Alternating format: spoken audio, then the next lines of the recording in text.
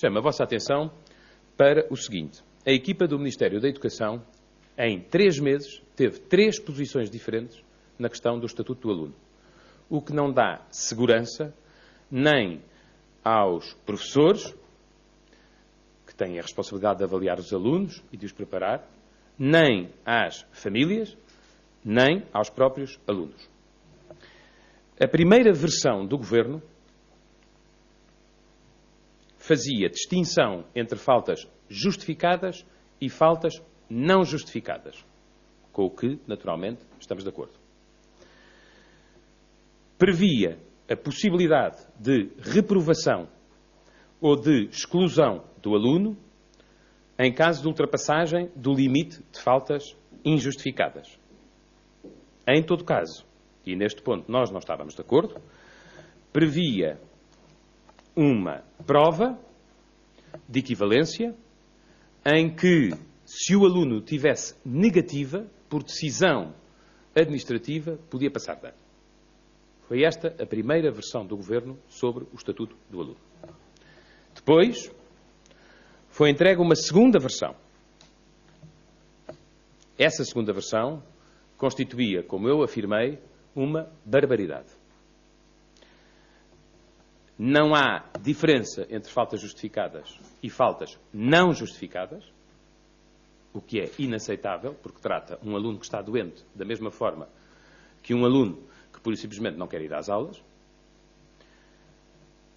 Não previa nem a reprovação, nem a exclusão, conforme o ciclo de ensino, como consequência da ultrapassagem das faltas, e previa tantas provas de recuperação, era assim que passava a chamar-se, quantas as necessárias para passar à força o aluno. Esta foi a segunda versão entregue pelo Governo. Finalmente, ontem, ao fim da tarde, a maioria socialista,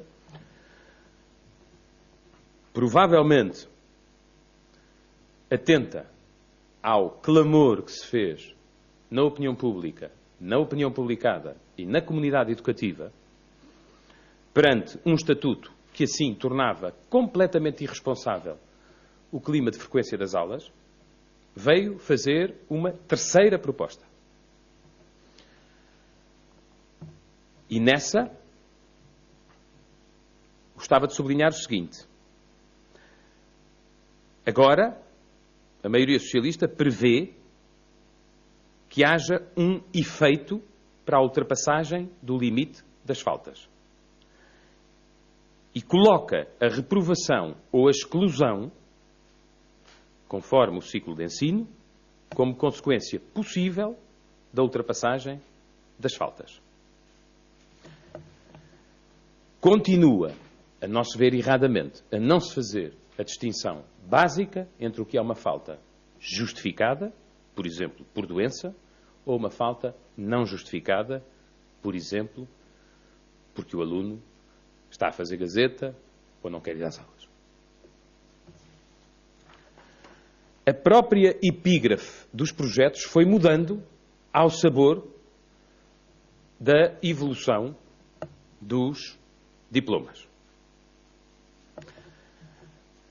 E, portanto, a primeira coisa que eu queria sublinhar é que, em 3 meses, numa matéria tão importante como saber se a assiduidade é um valor na escola em Portugal, o Governo teve 3 posições diferentes. A segunda coisa que eu queria recordar foram afirmações muito infelizes da Sra. Ministra da Educação em defesa da versão anterior e criticando aqueles que, com bom senso, diziam que a escola não pode ser um lugar irresponsável. Eu creio que não foi há muitos dias que a Sra. Ministra da Educação disse qualquer coisa como isto, e cito: chumbar um ano por faltas pode parecer a muita gente uma medida de exigência, mas a mim parece-me uma desresponsabilização.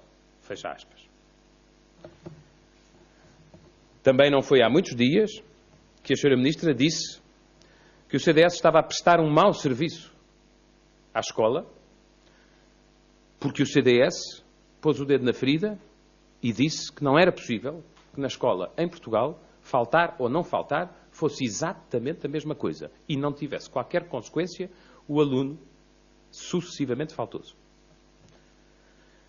E também, lembram-se que, do ponto de vista doutrinário, a Sra. Ministra da Educação, ainda esta semana, dizia que a reprovação ou a exclusão eram medidas que levavam ao abandono do aluno por parte da escola.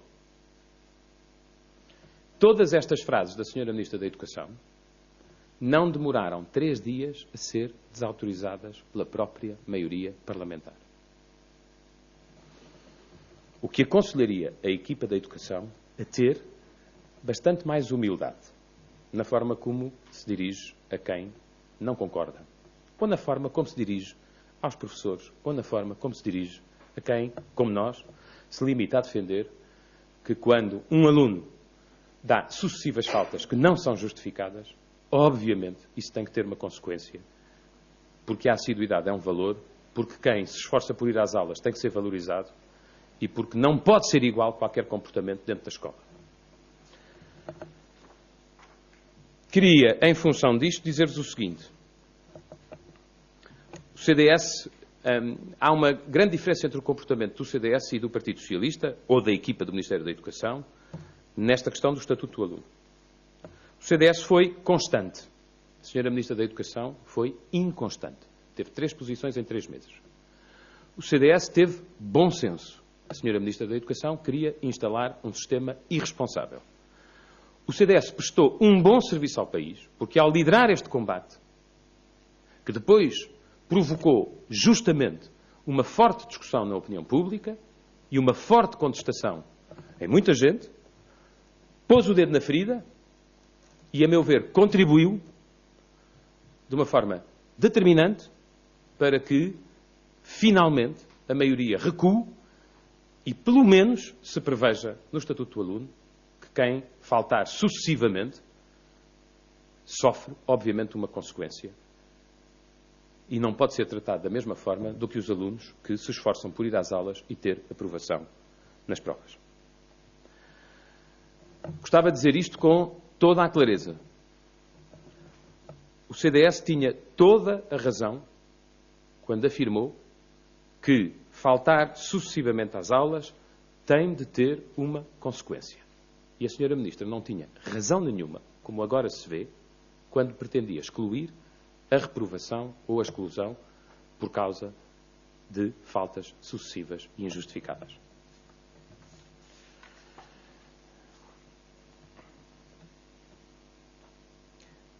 O CDS, no início da próxima semana, para que o artigo 22 fique melhor, fará, mais uma vez, propostas.